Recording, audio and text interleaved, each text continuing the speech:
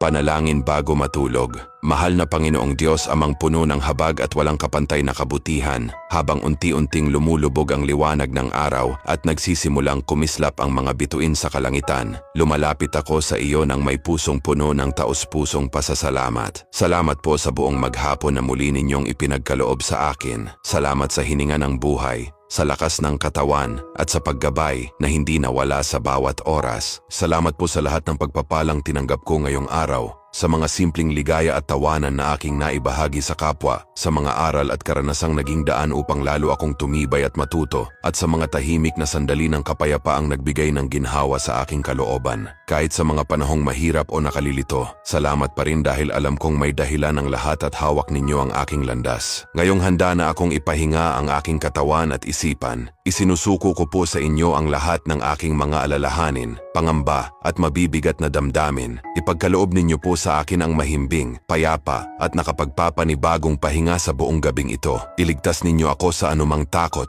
malalalim na pag-iisip at masasamang panaginip. Sa halip, punuin ninyo ng kapanatagan at kapayapaan ang aking diwa at isipan. Naway sa paggising ko sa pagsikat ng panibagong umaga, maramdaman kong bago ang aking lakas, malinaw ang aking isipan at panibago ang aking pag-asa, handang harapin muli ang mga hamon ng buhay ng may pananalig at tapang. Bantayan ninyo po hindi lamang ako kundi pati na rin ang aking pamilya at lahat ng aking mga mahal sa buhay sa buong magdamag. Palibutan ninyo kami ng inyong banal na proteksyon, ilayo sa anumang kapahamakan, sakit at panganib, at balutin ng inyong walang hanggang pagmamahal. Sa ilalim ng inyong payapang presensya, ibinababa ko ang aking pagod at isinusuko ang aking sarili upang magpahinga ng buong kapanatagan. Ang lahat ng pasasalamat at pagtitiwala ay iaalay ko sa inyo ngayong gabi at magpakailanman.